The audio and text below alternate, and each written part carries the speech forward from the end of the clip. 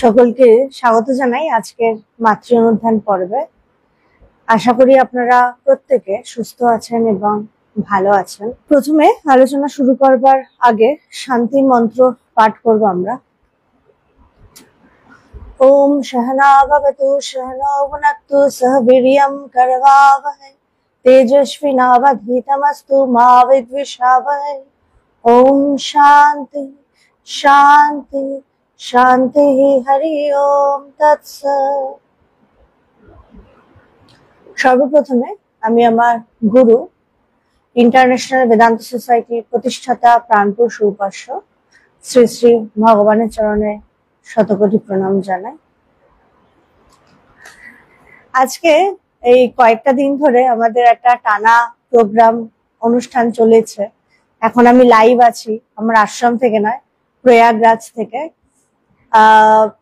কয়েকটা দিন ধরে আমাদের কলকাতা থেকে প্রথমে আমরা শিলিগুড়ি এসেছিলাম। কিছুদিন আগেই হয়তো একটা লাইভ দেখেছিলেন যে আমাদের শিলিগুড়িতে আশ্রম তৈরি হচ্ছে এবং এটা একটা বিরাট কর্মযজ্ঞ চলছে আমাদের এই সংস্থার একটি শাখা।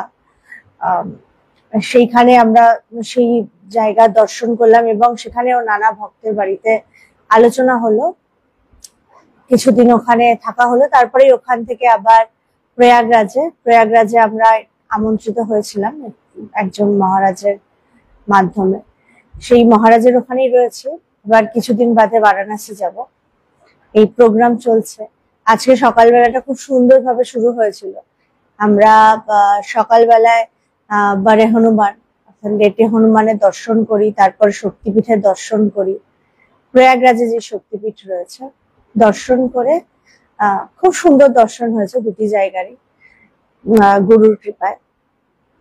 তাছাড়া এই আশ্রম সম্বন্ধে একটু বলি। আশ্রমের যে একটা খুব সুন্দর পরিবেশ, এখানকার আশ্রমের মোটামুটি দিনচর্চা এরকম যে তারা 1:30টার সময় উঠে যায় সবাই। 1:30টার সময় উঠে স্নান করে তারা 3টের মধ্যে 3:30টার মধ্যে তারা পুজোতে বসে যায়। তারা নিজেদের পুজো অর্চনা এগুলো করেন এবং সকালবেলায় এখানকার সকালের প্রসাদ সবাই 7টার সময় নেয়। তারপরে দুপুরের প্রসাদ তারা 11টায় নেয় এবং রাত্রেবেলার প্রসাদ তারা 8টায় নেয় এবং 8টার পরে তারা সবাই নিজের নিজের কাজকর্ম করে। এখানে একটা খুব সুন্দর গুরুকুল আছে, গোশালা আছে, অপূর্ব অপূর্ব। মানে পরিবেশটা কি বলবো, বলে ব্যাখ্যা করা যায় না। সকালবেলাতেই বেদ মন্ত্র পাঠ শুরু হয়ে যায়।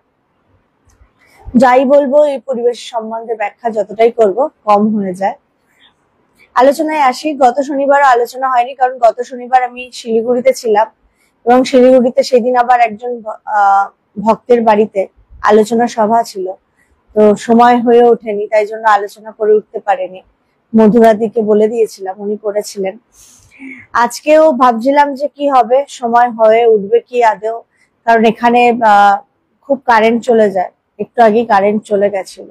দেখা যায় যতটুকু তার কৃপায় তার নামে হয়। আমরা যেখানে আলোচনা শেষ করেছিলাম, আমরা পড়ছি শ্রীমা আশুতোষ মিত্রের যে লেখাটি আছে শ্রীমা সম্বন্ধে, শ্রী শ্রীমায়ের পদপ্রান্তের বইটি থেকে। সেখান থেকে আজকে আবার আলোচনা পরবর্তী পর্যায়ে আলোচনা হবে। আমরা আলোচনা এমন জায়গায় শেষ করেছিলাম যে মাকে নিয়ে যাওয়া হচ্ছে। সেই সময় রাস্তার এক জায়গায় জলে ভাঙিয়া গিয়েছে এবং সেখানে শারদানন্দ মহারাজ ঠিক করছেন যে ওই গর্তের মধ্যে তিনি শুয়ে পড়বেন এবং যাতে কোন রকম ভাবে শারদা মায়ের যাতে অসুবিধা না হয়, এরকম পর্যায়ে তার গুরু ভক্তির সেই পর্যায়ে আমরা শেষ করেছিলাম। তার পরবর্তী প্রসঙ্গে আমরা আজকে শুনব।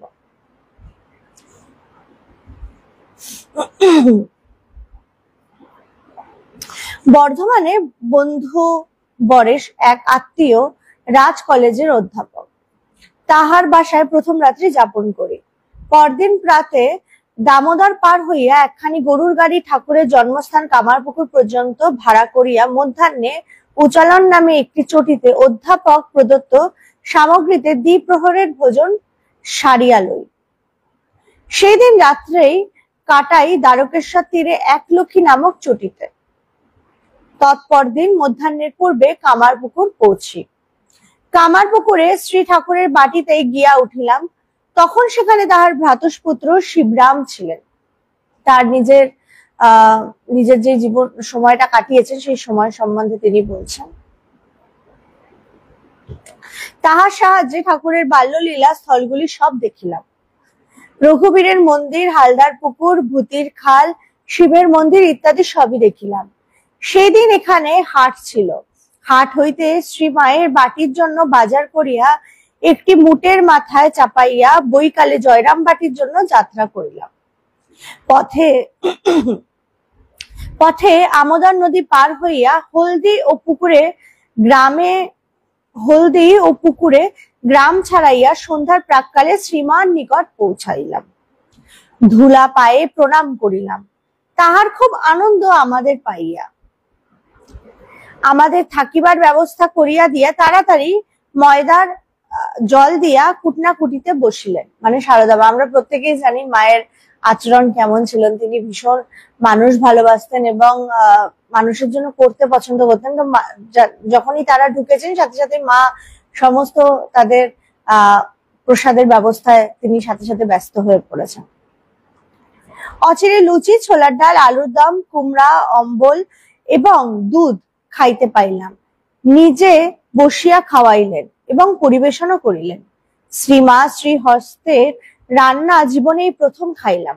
উপাদেয় লাগিল, ঠিক কলিকাতার রান্নার মতো। উপাদেয় লাগিল বটে, কিন্তু সঙ্গে সঙ্গে মনে দুঃখ হইল, এই ভাবিয়া যে শ্রীমাকে আমাদের জন্য কত পরিশ্রম করিতে হইতেছে। অতএব খাইতে খাইতে তাহার সহিত মধুর বাদানুবাদ হইতে থাকিল। বলিলাম, আমরা চাই না যে আমাদের জন্য আপনাকে পরিশ্রম করতে বা উদ্বিগ্ন হতে হয়। আপনাকে এসব কিছুই করতে হবে না। আমাদের ভাত খাওয়া অভ্যেস আছে, সকলের মতো ভাতই খাবো। তিনি বলিলেন, ছেলের জন্য মা করবে না তো করবে কে?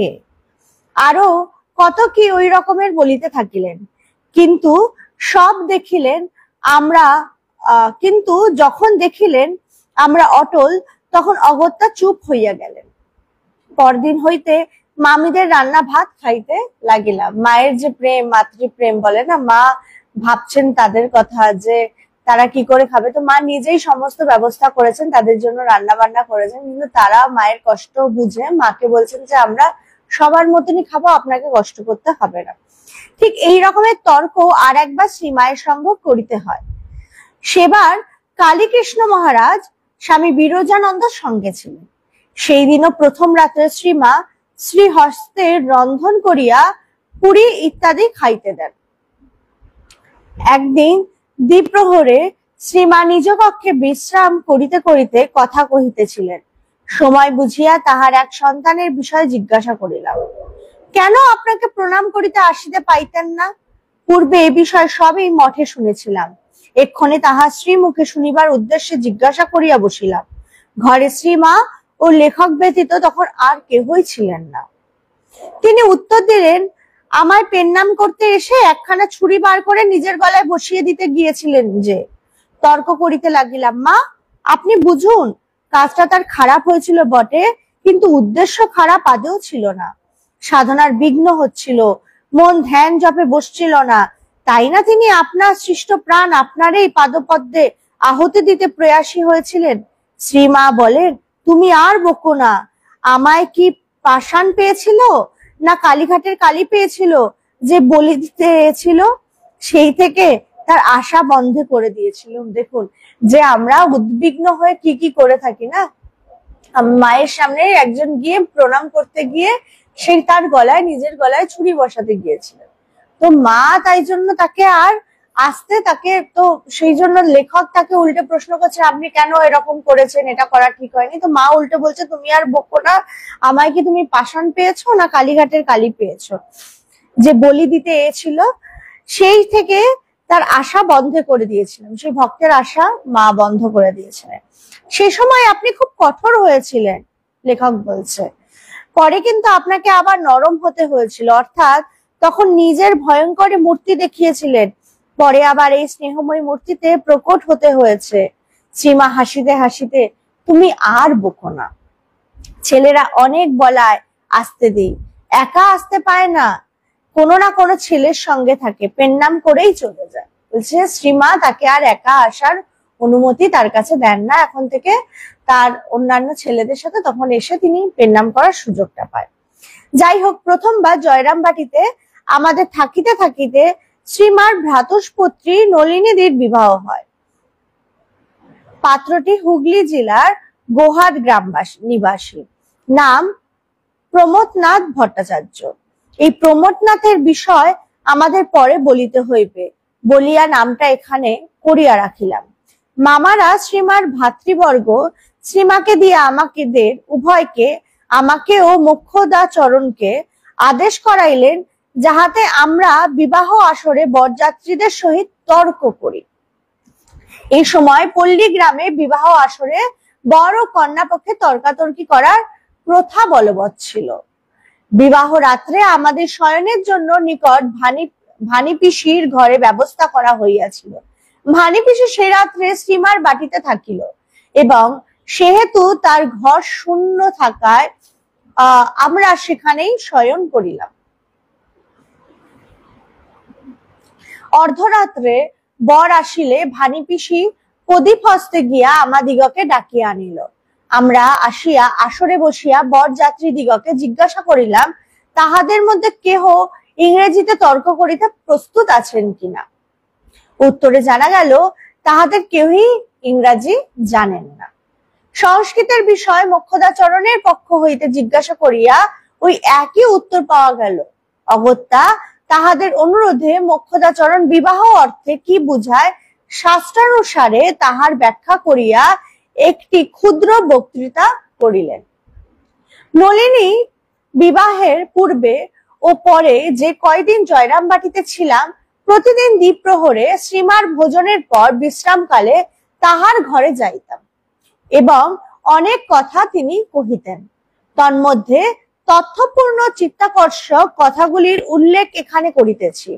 কথাগুলির অধিকাংশ পূর্ব হইতে জানা ছিল, কিন্তু তাহার মুখে শুনিবার অতি অভিপ্রায়ে জিজ্ঞাসা করি আর তিনি উত্তর দিতে থাকেন। এটা গুরুর সঙ্গে থাকার একটা বিরাট বড় সুযোগ বা পাওয়া যেতে পারে, যে গুরুর সাথে একটা একান্তে সময় কাটানো এবং তাকে নানা প্রশ্ন করে সেই প্রশ্নের উত্তরগুলো গভীরভাবে জানা এবং যেগুলো পরবর্তীকালে শিষ্যকে জীবন যাপনে ভীষণভাবে সহায়তা করে। কারণ এই যে গুরু শিষ্যের যে মুহূর্তগুলো, এগুলো খুবই দুর্লভ সময় এবং খুবই দুর্লভ পাওয়া। কারণ এই পাওয়াটা তারা যতদিন দেহে থাকেন সেই সময়টুকুতেই পাওয়া যায়।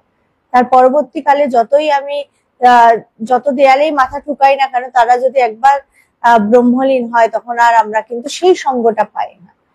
তখন পাই বলে না যে তখন কষ্ট করে পেতে হয়, কিন্তু গুরুর সাথে থাকলে তখন আমাদেরকে কোনো কষ্ট করতে হয় না।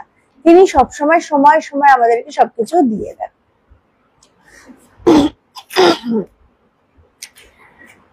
শ্রীমা, হ্যাঁ, শারদাকে নহবতখানায় ঠাকুর পাঠান, আমার কাছেই মন্ত্র নেয়, ছেলে যোগেনও নেয়। একটু মানে কিছুদিন আগে আমরা পড়েছিলাম না যোগেন মহারাজের কথা, তো মায়ের কাছে দুজনে দীক্ষা নিয়েছিলেন। তবে সে বড় নাজুক ছিল কিনা ভুলে গিয়েছিল। আবার বৃন্দাবনে তাকে দীক্ষা দিতে হয়। শারদাকে পয়সা দেওয়ার কথা বলেছ? যোগেন মহারাজ আজকে দীক্ষার মন্ত্র যতটুকু বোঝা গেল তিনি ভুলে গেছিলেন, তাই জন্য শারদা মা তাকে আবার বৃন্দাবনে দীক্ষা দিয়েছিলেন। শারদাকে পয়সা দেবার কথা বলছো? আমার যে প্রাণ ঠাকুরের কাছে পড়ে থাকতো, তার ঘরে কি হচ্ছে, তিনি সেখানে কাকে কি বলছে, আমি নহবতে বসে সব জানতে শুনতে পেতুম। শারদা বাড়ি যাবে, তাকে গাড়ি ভাড়া নহবত থেকে নিতে বলেছেন। আমি তখনই 4টি পয়সা নহবতের দরজার গোড়ায় রেখে দিয়েছি আর সরে গেছি। তাই শারদা এসে পয়সা দেখতে পেয়ে নিয়ে যায়। দেখুন মায়ের কিরকম ঠাকুরের প্রতি একটা আনুগত্য, ঠাকুরের প্রতি ভালোবাসা। তিনি নহবতে থাকতেন, তার মনটা পুরোটাই পড়ে থাকতো ঠাকুরের কাছে, যার জন্য ঠাকুর কাকে কখন কি আজ্ঞা করছেন আমরা অনেক সময় পাই যে ঠাকুর আজ্ঞা করতে না করতেই মা সেই কাজগুলো সবকিছু গুছিয়ে রাখতেন এবং করে ফেলতেন। যেমন এটাই যে ঠাকুর শারদানন্দ মহারাজকে বলছেন যে পয়সা মায়ের থেকে নিয়ে যাবি, মা শুনতে পেয়েছে, মায়ের থেকে কিন্তু তাকে চাইতেও হলো না, মা আগেই সমস্ত ব্যবস্থা করে রেখেছেন, কারণ মা নহবত থেকে শুনেছেন ঠাকুর কাকে কি আদেশ করছেন। এইটা হচ্ছে মানে কি বলবো, একটা টিউন যেটা সবসময় গুরুর সাথে থাকতে গেলে এগুলো থাকতে লাগে। যেটা সারদা মায়ের আমরা দেখছি যে তিনি ঠাকুরের প্রতি কেমন ভাবে সমর্পিত ছিল তার হৃদয়, তিনি কিরকম ভাবে নিজেকে অর্পণ করেছিলেন ঠাকুরের চরণে, যার জন্য ঠাকুরের প্রত্যেকটা ভাব তিনি বুঝতে পারতেন, উপলব্ধি করতে পারতেন প্রত্যেকটা মুহূর্তে, এবং তার তন মন সবটাই ঠাকুরের কাছে পড়ে থাকতো।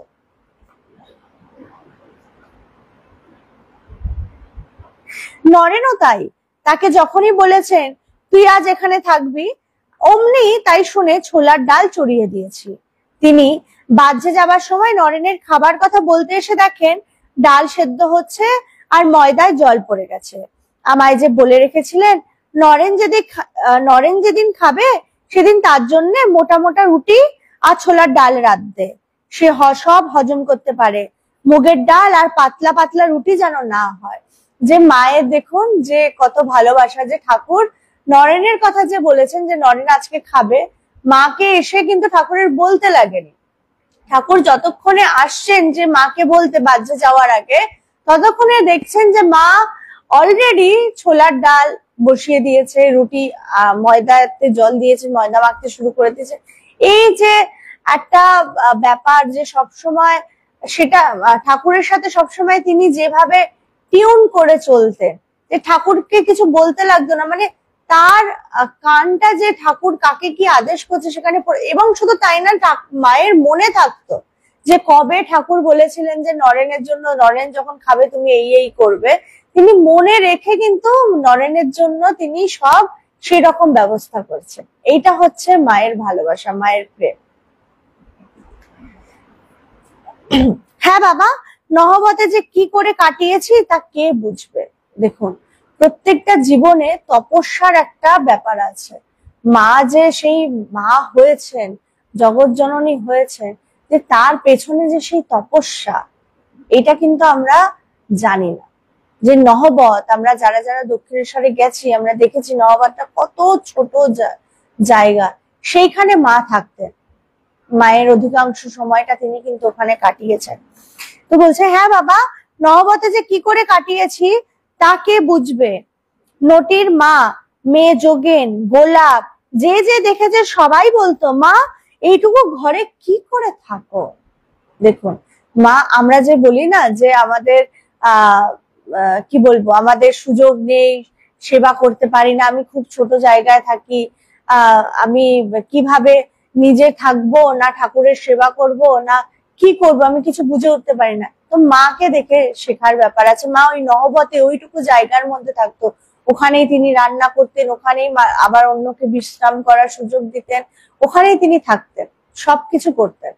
মায়ের থেকে যে ছোট ছোট বিষয়গুলো শেখার, যে মা কি বলছেন যে ওখানে যে আমি কিভাবে কাটিয়েছি সেটা একমাত্র গোলাপ, মেয়ে যোগেন এরাই জানতেন। সবাই বলতো মা এইটুকু ঘরে কি করে থাকো, ঘর তো দেখেছো, এই ওইটুকু ঘরে মাথার ওপরে সব শিকে ঝুলছে, গেরস্ত ঘরে মানুষের যা যা দরকার, মশলা টসলা সব, এমনকি ঠাকুরের জন্য মাছ পর্যন্ত জিয়ানো থাকতো। দেখুন মা কিভাবে কষ্ট করতেন, কিভাবে থাকতেন, কিনা ঠাকুরকে ভালোবেসে, আর কিছু না। তার কিন্তু একটাই উদ্দেশ্য, তিনি একটা জায়গাতেই সমর্পিত ছিলেন, সেটা হচ্ছে ঠাকুরের কাছে, আর অন্য কোথাও না। তো বলছে যে সব ঠাকুরের জন্য মাঝ পর্যন্ত জিয়ানো থাকতো, সিধে হয়ে দাঁড়াবার জো ছিল না, দাঁড়াতে গেলে মাথায় লাগতো, মাথাটা আমার লেগে লেগে ফুলে গিয়েছিল। দেখুন, যে কোনো কিছু রাখার জায়গা যেহেতু ছিল না, সব মাথার উপরে রাখা থাকতো, শিকের উপরে। তো মায়ের চলাফেরা করতে খুব কষ্ট হতো, ওইগুলো লেগে লেগে আবার মায়ের মাথা ফুলে যেত গুঁতো খেতে খেতে, কারণ মায়ের ওইটুকুর মধ্যেই তো মা থাকতেন, এর থেকে তো তিনি বেরোতেন না। বলছে দাঁড়াতে গেলেই মাথায় লাগতো, মাথাটা আমার লেগে লেগে ফুলে গিয়েছিল, মেঝেই আবার চাল ডাল হাঁড়ি কুড়ি শিল নোড়া চাকি বেলুন উনুন সবই আছে, বাকি কতটুকুই বা জায়গা থাকে, তাতেই উত্তম বস্তুম। আবার কোনো মেয়েকে ঠাকুর যদি বলতেন থাকতে, সেও আমার সঙ্গে সেইটুকুর ভেতর শুতো, হয়তো তাকে শুইয়ে আমায় বসে রাত কাটাতে হয়েছে। দেখুন মায়ের কিরকম প্রেম, কিরকম ভালোবাসা, তার মুখে কিন্তু কখনোই একটা ওই প্রকাশ পেত না যে আমি পছন্দ করছি না, আমি আর পারছি না। মা ওইটুকুর মধ্যেই কিন্তু থাকতেন এবং হাসি খুশি থাকতেন, ওর মধ্যেই মা সেবা করতেন। যে বলছে না যে মনটা দরকার, যদি আমার মন থাকে কারোর জন্য কিছু করবার, তাহলে ওই অজুহাত দিতে লাগে না আমার এটা নেই আমার সেটা নেই। আমি 100 টাকার মধ্যে থেকেও 1 টাকা ঠিক আমি কিছু না কোনো না কোনো শুভ কাজে ঠিক আমি দিতে পারবো। সেদিনই খুব সুন্দরভাবে এক মহারাজ বলছিলেন, যে বলছে যে তুমি যতটুকু ইনকাম করো তার মধ্যে প্রথম 10% বলছে তুমি তোমার মাকে দাও, 10% তুমি তোমার বাবাকে দাও, তারপরে তুমি যদি বিবাহিত থাকো 10% তুমি তোমার স্ত্রীকে দাও। তো বলছে তারপরে তুমি তোমার ভবিষ্যতে যদি ছেলে মেয়ে থাকে তাদের জন্য রাখো, তারপরে নিজের জন্য 10% রাখো, আর 10% তুমি সেবা করো। বলছে এইভাবে তুমি তোমার ইনকামটাকে গোছাও। যে অনেক সময় হয় যে মা বাবা চলে গেছেন, মা বাবার জন্য আমরা কখনো কেউ ভাবি না, যে এই ভাবনা চিন্তাগুলো করা, এগুলো কিন্তু মহাপুরুষরা শেখান। আমরা উল্টে কি করি, যেই মা বাবা আজকাল যেগুলো দেখা যায়, যেই মা বাবা আমাকে কষ্ট করে একটা সময় ভীষণ ভাবে না খেয়ে না দিয়ে পড়াশুনো করিয়েছেন, আমাকে বিদেশ যাওয়ার সুযোগ করে দিয়েছেন, আমি প্রচুর ইনকাম করছি, তারপরেও আমি বলছি যে না আমার কাছে টাকা পয়সা হচ্ছে না, তুমি যেমন তেমন ভাবে কষ্ট করে কাটাও। আমি ভুলে গেলাম যে পূর্বে আমার জন্য আমার মা বাবা কি করেছেন। একটা সময় তিনি না খেয়ে আমাকে পড়িয়েছেন, বা তার কোনো ইচ্ছা এটা কেনার ওটা কেনার, সেই ইচ্ছাগুলো দমিয়ে রেখে তিনি তার সন্তানের জন্য করেছেন।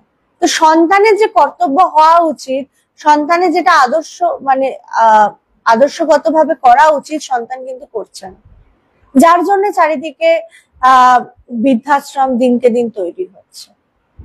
এই ব্যাপারগুলো বলছে শাস্ত্র আমাদেরকে শুধুমাত্র জ্ঞান লাভের কি করে করতে হবে শুধু সেটা শেখায় না, শাস্ত্র আমাদেরকে এটা শেখায় যে আমাদের আচরণ কেমন হবে। তুমি স্ত্রী হিসেবে তোমার আচরণ কি হবে, তুমি স্বামী হিসেবে তোমার আচরণ কি হবে, তুমি মা বাবা হিসেবে তোমার সন্তানের প্রতি দায়িত্ব কর্তব্য কেমন হবে, একটা মহিলার কিরকম চরিত্র হতে লাগে, একটা পুরুষের কিরকম চরিত্র হতে লাগে, সেগুলো সবটাই কিন্তু শাস্ত্র শেখায়। তাই আমাদের চরিত্র গঠনটা জীবনের কিন্তু খুব জরুরি, যেটা আমাদের কিন্তু দিনকে দিন লোপ পাচ্ছে। আমরা যখনই আমাদের কোনো কিছু পছন্দ হচ্ছে না, তখনই আমি আমার বাড়িতে ভীষণ ভাবে অশান্তি করছি, হয়তো আমি আমার স্ত্রীর উপর অত্যাচার করছি, বা কোন স্ত্রী হয়তো স্বামীর উপর অত্যাচার করছে, বা বাচ্চারা মা বাবার উপর অত্যাচার করছে। এই অরাজকতার থেকে বেরিয়ে আসার কিন্তু একমাত্র উপায় হচ্ছে আধ্যাত্মিকতা। এই যে যত আমরা মহাপুরুষের জীবন পড়বো, যত আমরা মহাপুরুষদের সম্বন্ধে জানবো, চর্চা করব, দেখুন মা কিভাবে ওই সময় থাকতেন নহবতে, ওইটুকু ছোট জায়গার মধ্যে, তবুও তিনি কিন্তু কখনো বিরক্ত প্রকাশ করতেন না যে আমার মাথায় লেগে লেগে মাথায় গুঁতো খাচ্ছি, বা আবার আমি নিজেই এইটুকু জায়গার মধ্যে থাকি, ঠাকুর তুমি আবার আরেকটা মেয়েকে বলছো আমার সাথে থাকতে। তিনি কিন্তু রাত্রে ঘুমোতেন না, বসে থাকতেন, তাও তার মুখের মধ্যে কখনো বিরক্ত প্রকাশ হতো না, উল্টে তিনি ভীষণ ভাবে আনন্দের সাথে থাকতেন। এই আনন্দটা তিনি কোথায় পেতেন না, যেহেতু তিনি নিজেকে পুরোপুরি সমর্পণ করে দিয়েছেন ঠাকুরের চরণ। এই সমর্পণ ভাব যত আমার ভেতরে আসবে, তত কিন্তু আমি সুন্দর হব, তত আমি ভেতর থেকে সুন্দর হব। এই সমর্পণটাই আমি আমার নিজেকে সমর্পিত করতে পারি না বলেই কিন্তু যত সমস্যা। গুরুর চরণে যখন আমি ঠিক ভাবে সমর্পণ করতে পারবো, তখনই কিন্তু দেখবো আমার সমস্যাগুলো অনেক কমে গেছে।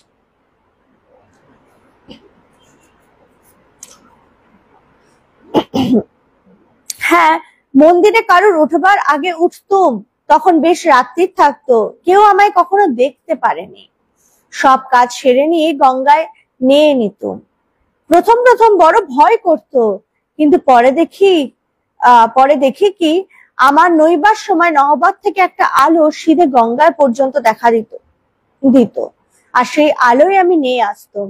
আমারও নিয়ে ফিরে আসা আর আলো নিভে যাওয়া। দেখুন মা কিরকম ভাবে কষ্ট করতেন, যে মা সবাই যাতে দেখার আগেই তিনি সমস্ত কিছু তার কাজকর্ম, আমরা শুনেছি যে মা ঘুম থেকে উঠে তার জপ তপ, আমরা এগুলো তো বেশিরভাগ সবাই ছেড়েই দিয়েছি। যে সকালবেলায় ওঠাটা, যে আমি বললাম না আমি প্রয়াগরাজে যে আশ্রমে আছি, সেই আশ্রমের যেই দিন যাপনটা এই লাইভের শুরুতেই বলছিলাম, যে তারা এখানে খুব সুন্দর ভাবে ডিসিপ্লিন ভাবে চলেন, যে সবার রাত্রির 8টার মধ্যে খাওয়া দাওয়া হয়ে যায় এবং প্রত্যেকে মোটামুটি 1টা 2টোর থেকে ওঠা শুরু করেন। আমরা বেশিরভাগ সময় আমরা কি করি, যে আমরা 1টা 2টোর সময় ঘুমোতে যাই, কিন্তু এখানকার বাচ্চারাও কিন্তু পড়াশোনা করেছে, কিন্তু এরা কিন্তু সব 1টা 2টো থেকে ওঠা শুরু করে এবং উঠে স্নান করে 3টে 3:30 থেকে তাদের পড়াশোনা শুরু হয়ে যায়, বেদ অধ্যয়ন শুরু হয়ে যায়, পুজো পাঠ শুরু হয়ে যায়। এটা একটা চরিত্র, অন্যরকম চরিত্র, এটা একটা অন্যরকম ব্যাপার। এটা সকালবেলায় ওঠার সাথে সাথে দেখা যায় যে অনেক কাজ অনেক তাড়াতাড়ি সুন্দরভাবে শেষ হয়ে যায়, মানে কমপ্লিট হয়ে যাচ্ছে, ভাবতে হচ্ছে না সারাদিন আমি। তো এই যে একটা চরিত্র, এগুলো কিন্তু সব আধ্যাত্মিকতাই শেখায়, যে কি করে নিজের চরিত্রটাকে জীবন যাপন করতে হবে। আমাদের দিনকে দিন আমাদের ঘুমোতে ঘুমোতে কোনোদিন কারোর ঘুম আসে না, 1টা 2টো বেজে যায়, কোনোদিন 3টে বেজে যাচ্ছে। এখানে আমি দেখছি যে ওদের যদি ঘুমও না আসে, যাই হোক না কেন, ওরা সব কিন্তু উঠে যায়, উঠে হয়তো পরে বেলার দিকে একটুখানি শুয়ে নেয়, কিন্তু উঠে যায় সব, উঠে তাদের পড়াশুনো সমস্ত কিছু শুরু হয়ে যায়। এবং ভোরবেলায় যে বেদ মন্ত্রের যে উচ্চারণটা আসে কানে, এত সুন্দর একটা পরিবেশ তৈরি হয়ে যায়, মানে যেটা বলে প্রকাশ করা যায় না।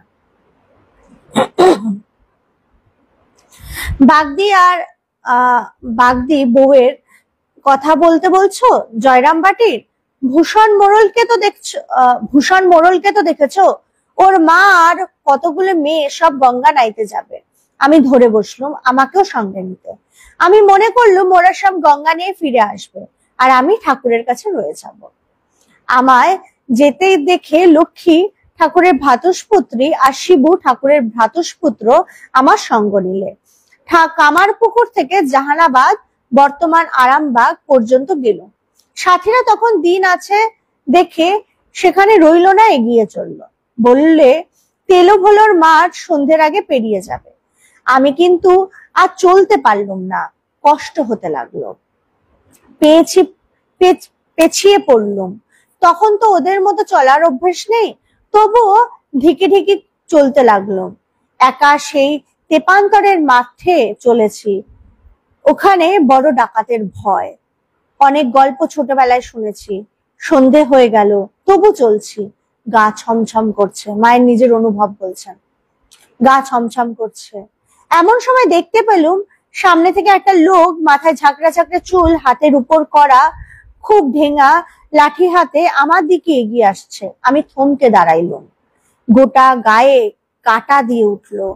লোকটা যাতে বাগদি, ডাকাতের মতো রুক্ষ কথায় জিজ্ঞেস করলো, তুই কে? আর আমার পানে হাঁ করে তাকিয়ে রইল। বউটাও এসে পড়লো। তাকে মেয়ে মানুষ দেখে তবু আমার সাহস হলো। বললুম, বাবা আমি সারদা, তোমাদের মেয়ে। আমরা এই গল্পটা মোটামুটি ছোটবেলা থেকে সবাই এটা জানি, যে মায়ের যে বলার ধরন, এবং তিনি এমন ভাবে ডেকেছিলেন যে ডাকাতের মধ্যেও সেই পিতৃসুলভ ব্যাপার মানে জেগে উঠেছিল। তাকে মেয়ে মানুষ দেখে তবু আমার সাহস হলো। বললুম, বাবা আমি সারদা, তোমাদের মেয়ে, তোমাদের জামাইয়ের কাছে যাচ্ছি। সাথীরা সব এগিয়ে পড়েছে, আমায় দয়া করে পৌঁছে দাও। শ্রীমা আরো বলিতে যাইতেছিলেন, তাহাকে বাধা দিয়ে বলিলাম, ডাকাত বাবার গল্প আর করতে হবে না। মা যে কেউ ঠাকুরের জীবনী পড়েছে সে সবই জানে। আমি যা জানতে চাইছি তাই বলুন। তিনি জিজ্ঞাসা করিলেন, কি? ডাকাত আপনার দিকে হা করে তাকিয়ে কি দেখেছিল? যে তখন লেখক তাকে বলছেন যে আমি এই গল্প জানতে চাই না, আমরা ঠাকুরের কথা যারা পড়েছি সবাই জানি আপনার সাথে এরকম ঘটনা ঘটেছিল। আপনি বলুন তো যে ডাকাত আপনার দিকে হা করে যে তাকিয়েছিল তখন আসলে ডাকাত কি অনুভব করেছিল? শ্রীমা পরে বলেছিল কালী রূপ নাকি তিনি দেখেছিল। তাহলে আপনি তাকে কালী রূপে দেখা দিয়েছিলেন? লুকোবেন না মা, বলুন। শ্রীমা: আমি কেন দেখাতে যাব? সে বললে সে দেখেছে। তাহলেই হলো, আপনি দেখিয়েছেন, তা না হলে সে আর কোন স্ত্রীলোককে দেখলে না, আপনাতেই দেখলে। আপনি স্বীকার করুন আর না করুন, এটা শতসিদ্ধ যে আপনি দেখিয়েছিলেন। শ্রীমা সহাস্যে: তা তুমি যাই বলো না কেন। লেখক বুঝিল ছাই চাপা বিড়ালের অর্থ কি, আর বলিল আমি কিন্তু মা ওই কালী কালী রূপে আপনাকে দেখতে চাই না, আমি আপনাকে এই রূপেই দেখতে চাই, আপনি মা আর আমি আপনার ছেলে। শ্রীমা সহাস্যে: তা বেশ তো বাবা, আমিও বাঁচলুম, জিভ বার করে আর দাঁড়াতে হবে নি। মায়ের দেখুন, মায়ের কিরকম ভালোবাসে। এই প্রসঙ্গটা পড়াতেই আমার নিজেরও গুরুদেবের কাছে মনে পড়ে। আমার এখনো মনে আছে, অনেকেই নানা কিছু অনুভব করতেন আমার গুরুদেবকে, অনেকে নানা দিব্য পুরুষকে দর্শন করতেন। আমার এখনো মনে আছে, আমি একবার ভগবানকে বলেছিলাম যে ভগবান জিজ্ঞেস করেছে কি রে, তোর কখনো কোনো কিছু দেখতে দর্শন করতে ইচ্ছা করে না? আমি তখন বলেছিলাম আমার গুরুদেবকে, না, তুমি যেই রূপে এখন আছো সেই রূপেই আমি তোমাকে দর্শন করতে চাই, এবং তোমাকে আমি সবসময় এইভাবেই দেখতে চাই, আমি অন্য কোনো রূপে তোমায় দেখতে চাই না, তুমি তুমি। মানে এই জায়গাটা পড়াতে আমার এখন ওই সেই পুরনো স্মৃতি মনে পড়ে গেল যে আমারও গুরুর সাথে এরকম একটা ঘটনা ঘটেছিল। কিছু কিছু সময় যে এই জীবনীগুলো পড়তে পড়তে নিজের সাথেও, নিজের জীবনের সাথে অনেক সময় মিলে যায়, যেগুলো যারা গুরু সঙ্গ করেন তাদের সাথে আরো বিশেষ করে মিলে যায়। কারণ গুরু তো দেখুন নানা নানা রকম দেখতে হলেও শক্তি তো একরকমই হয় সবার মধ্যে, এবং সেই শক্তির জাগরণ তিনি যা খুশি করতে পারেন, গুরু শিষ্যকে দিয়ে যা খুশি করতে পারেন। কারণ গুরুর মধ্যে যে ভাবটা থাকে, গুরু সবসময় নিজেকে দিয়ে দেয়। যে আজকে আমরা মাকে দেখছি না, মা কোনো দিকে দেখছেন না যে তার মাথা ফুলে যাচ্ছে, সে ওইটুকু জায়গার মধ্যে রয়েছেন, ওইটুকু জায়গার মধ্যে বলছে না, কাউকে যদি ঠাকুর থাকতে বলে দিতেন কোনো মহিলাকে, তো তাকে বসে থাকতে হতো, তিনি শুতেও পারতেন না, সারা দিন তিনি খাটতেন।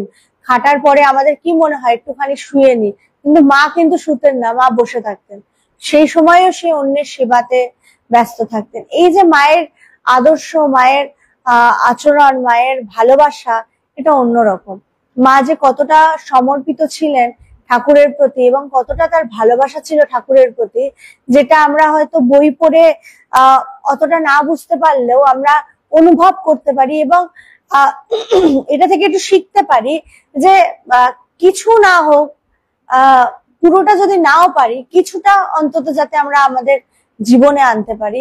এবং জীবনে আনলে কি হবে, যে আমাদের যে দৈনন্দিন জীবনে যে নানা সমস্যার মধ্যে দিয়ে আমরা যাই, এই সমস্যাগুলোর থেকে আমরা বেরিয়ে আসতে পারবো। এই বেরিয়ে আসার জন্য কিন্তু বিচার, এই যখনই আমি ভীষণ বাজেভাবে সমস্যার মধ্যে পড়বো, তখনই মায়ের কথা চিন্তা করা, তখনই যার যে গুরু আছে তাদের কথা চিন্তা করা। তো যখন চিন্তা করব, চিন্তা করলে কি হয়, তাদের চিন্তা করলে একটা শক্তির যোগান হয়, শক্তি পাওয়া যায়, যে শক্তি ভেতরে অনুভব করা যায়। কারণ এটা অনুভবের বিষয়, ব্যাখ্যা করার বিষয় না, এটা হচ্ছে যার যার তার। এই যার যার তারটাই কিন্তু বিষয়। বলছে নিজে বোঝো, কাউকে বোঝাতে হবে না, তুমি কতটা শক্তি অনুভব করছো সেটা তুমি বোঝো এবং তোমার মধ্যেই রাখো, তোমাকে অন্যকে বোঝাতে হবে না, এবং সেটা বুঝে সেটাকে নিয়ে চলতে থাকো, আরো শক্তি যোগাবে। এবং যখন আরো বেশি শক্তি যোগাবে, তখন দেখবে তুমি একটা জায়গায় স্থির হয়ে বসে পড়েছো এবং তাকে অনুভব করতে পারছো। এই অনুভবটাই কিন্তু আধ্যাত্মিক জীবনের আসল। আজকে মাতৃ অনুধানের আলোচনা এখানেই শেষ করছি। আপনারা প্রত্যেকে সুস্থ থাকবেন, ভালো থাকবেন। জয় ভগবান।